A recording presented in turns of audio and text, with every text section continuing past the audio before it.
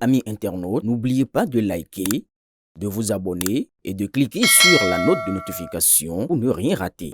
Au Burkina Faso, qu'est-ce qui se passe? Le président Maurice Jamiogo est président en 1960. Il est renversé par un coup d'État, je crois par Sangoulé Lamizana, qui lui est renversé par un coup d'État mené par Césaire Beau, qui lui est renversé par Jean-Baptiste Ouedraogo, qui lui est renversé par un certain Thomas Sankara, le célèbre capitaine, qui lui est assassiné. Le pouvoir est entre les mains de Blaise Compaoré, qui lui en 2014 est chassé par la rue. Il y a deux petites transitions qui se mettent en place. Les premières élections donc dans le pays se déroulent depuis 1960 en 2015. La véritable élection démocratique, j'allais dire, se déroule en 2015.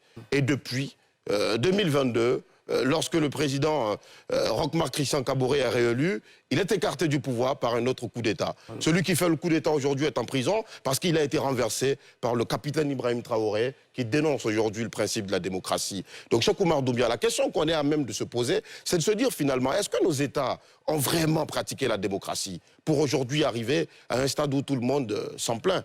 En tout cas, certains de nos États l'ont fait. Et ceux qui ne l'ont pas fait sont ceux qui s'en plaignent le plus. Les statistiques qu'il a données sont parlantes. Aujourd'hui, quand Ibé dit que la démocratie tue, moi je considère que c'est un non-événement. Alors on va dire le président Ibrahim Traoré. Si vous le voulez, le président Ibrahim Traoré. Merci beaucoup. Moi je suis démocrate. Quand vous n'êtes pas élu, à mon égard, vous n'êtes pas président. C'est pas bien. Je vous l'accorde. Merci beaucoup.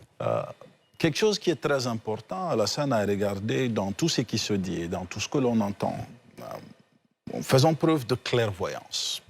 Un peuple qui n'a connu qu'un seul président élu, qui lui aussi a été victime de coups d'État. Est-ce qu'on peut réellement reprocher la problématique à la démocratie? Mais non. Là, c'est tout sauf un problème de démocratie.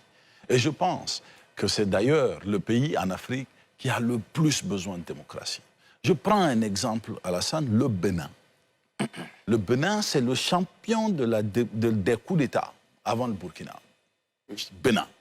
Au Bénin, il y a eu des présidents de 24 heures. Il fait un coup d'État à 24 heures, quelqu'un d'autre vient faire un coup d'État. 24 heures. Mais le jour où les Béninois se sont assis, ils se sont dit, bon, écoutez, ce truc-là, nous l'avons fait, nous en avons suffisamment fait. Il y en a eu 11 ans, Alassane, 11 coups d'État. On dit, non, bon, on arrête ça. On va s'organiser, on va laisser le peuple s'exprimer, choisir ses dirigeants et nous allons travailler. Mais Alassane, regardez quel beau pays le Bénin est devenu aujourd'hui. L'un des pays, ou sinon selon moi même le pays le plus propre d'Afrique de l'Ouest. Incroyablement beau, merveilleusement structuré, un boom économique séduisant.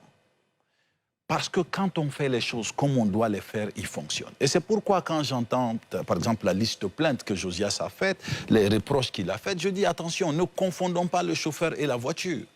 Quand vous donnez à quelqu'un qui ne sait pas conduire une Ferrari, vous direz certainement que cette voiture roule mal.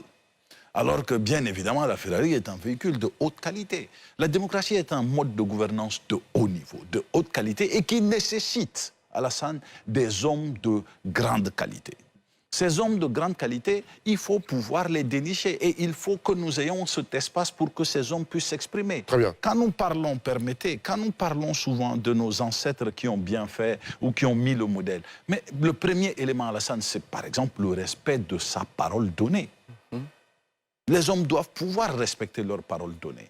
Et en changeant de régime, par exemple, au Burkina, je vous donne un exemple fou. Si Ibé dit, bon, on ne veut plus de démocratie, nous voulons la révolution. Le président Ibrahim Traoré, oui. Ce président a dit que lui, il va faire 6 mois. Est-ce qu'il a tenu parole?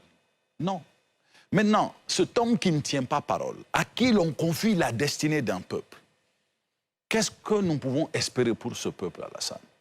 Vous et moi savons que rien de bon.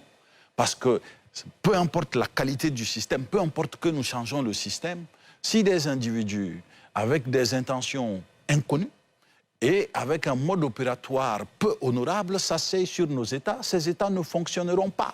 Très bien.